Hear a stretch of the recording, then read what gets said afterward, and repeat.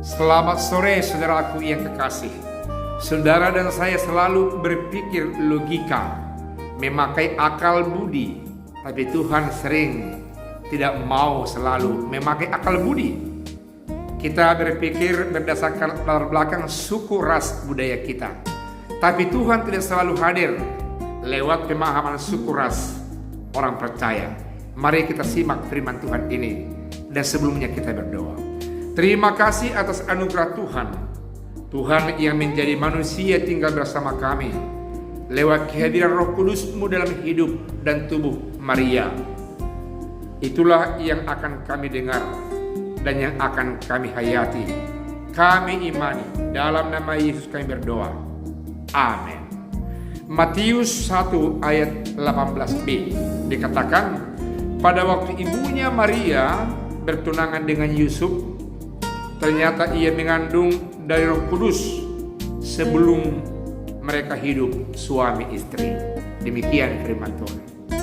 Saudaraku yang kekasih, dalam tradisi Keyahudian, orang yang bertunangan adalah orang yang masuk dalam fase mau ke pernikahan.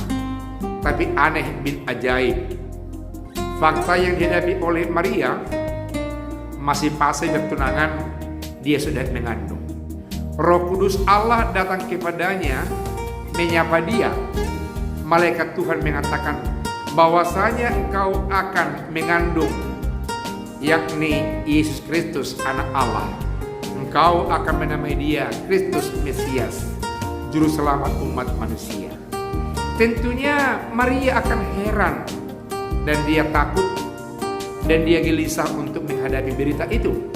Dan dia mengatakan, bagaimana caranya Tuhan? Tapi malaikat Tuhan meyakinkan dia bahwa anak itu bersumber dari roh Allah yang memberikan kepadanya. Akhirnya dalam suasana yang gelisah itu, Maria mengatakan, jadilah kehendak-Mu kepadaku. Dia tidak mau membantah apa yang dikatakan oleh Tuhan kepada dia. Maria pengikut yang tulus kepada perintah Tuhan. Hal ini tentu membuat sesuatu hal yang mengganjal di pikirannya dan di hatinya. Jikalau berhadapan dengan Yusuf tunangannya itu, jikalau berhadapan dengan tradisi Keyahudian, dia akan dilempari dengan batu sampai mati. Karena itu resiko orang yang hamil di luar nikah.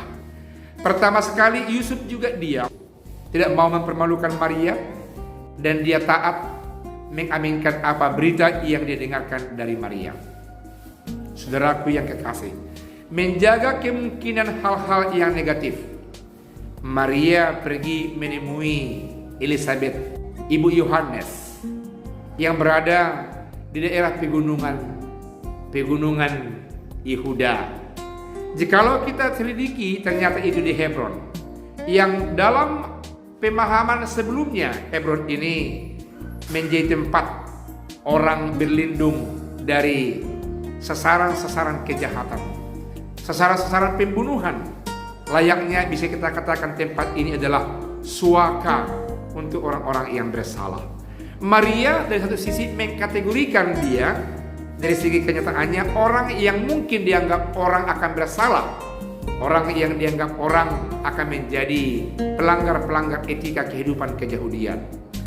Karena itu ketika dia sampai di rumah Elizabeth mengatakan bahwa diberkatilah buah kandunganmu.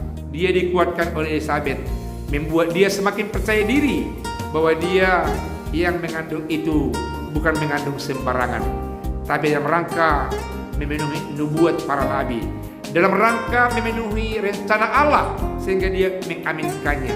Kegelisahan itu berubah menjadi sukacita. Makanya Maria bernyanyi memuliakan nama Tuhan. Dia mengabaikan hal-hal yang logika, hal-hal yang tradisional, hal-hal yang budaya. Dia menjadi memupuk cara berpikirnya secara iman, berkiprah kepada Tuhan, membenarkan bahwa dia sedang mengandung dari Roh Kudus, yakni anak Allah. Biarlah kita setiap saat mampu menempatkan diri, memahami kapan, di mana, dan apa kesan Tuhan yang di luar logika, tapi memiliki nilai rohani yang luar biasa. Diberkatilah kita yang juga menerima pemahaman seperti itu. Amin. Kita berdoa. Terima kasih Tuhan, Engkau datang lewat Roh Kudus-Mu kepada Maria. Nyatakan juga Roh Kudus yang berbicara kebenaran dalam hidup kami, agar kami sebagai bahagian alat Tuhan yang menyampaikan berita kebenaran. Dalam nama Yesus kami berdoa. Amin.